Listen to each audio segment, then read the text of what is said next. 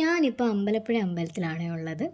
ഇവിടെ 12 വർഷത്തിലൊരിക്കൽ നടക്കുന്ന പള്ളിപ്പാന എന്ന ചടങ്ങ് കാണാനാണ് വന്നിരിക്കുന്നത്.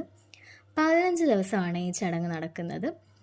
എല്ലാ വർഷവും മകരമാസത്തിലെ 12-ാം നാൾ 12 കളഭം എന്ന ആചാരം നടക്കും. അങ്ങനെ 12 തവണ നടന്നതിന് ശേഷമാണ് പള്ളിപ്പാന നടത്തുന്നത്.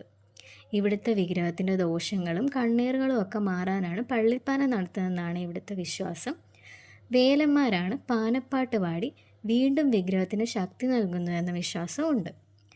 ഓത്ത് മുറോത്തുമാണ് ഇവിടുത്തെ പ്രധാന ചടങ്ങ്. ഓത്ത് രാവിലെ വേലന്മാരും മുറോത്ത് രാത്രി വേലത്തിമാരുമാണ് നടത്തുന്നത്. പിന്നെ പള്ളിപ്പാനയിലെ ഏറ്റവും പ്രധാന ചടങ്ങാണ് ഇടുപണമിടൽ. ഇടുപണമിടൽ എന്നാൽ ഒരു പൂവൻ കോഴിയെ 6 അടി നീളമുള്ള കുഴിയിൽ 15 ദിവസം ഇടും. എന്നിട്ട് 6 അടി നീളമുള്ള പലകയിൽ കളിമണ്ണ്, ചിതൽപുറ്റ്, ആറ്റിൻ മണ്ണ്, ചെളി, സപ്തനദിയുടെ ജലം ഇതെല്ലാം വെച്ചൊരു ഭീഷ്മര രൂപം ഉണ്ടാക്കി അത് ആ കുഴിയുടെ മേലെ വെച്ച് മൂടുവേ. എന്നാൽ ഈ 15 ദിവസം ഈ കോഴിക്ക് ഗംഗാജലം ആവാഹിച്ച് ഒരു നൂലിൽ കെട്ടി അതിൽ കൂടാണ് വെള്ളം കൊടുക്കുന്നത്. എന്നിട്ട് ആ നൂല് ആ ഭീഷ്മര രൂപത്തിൻ്റെ വായിൽ കൂടെയാണ് അകത്തേക്കിടുന്നത്.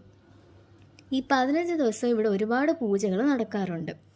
ഫെബ്രുവരി 22 വരെയാണ് പള്ളിപ്പാന നടക്കുന്നത്.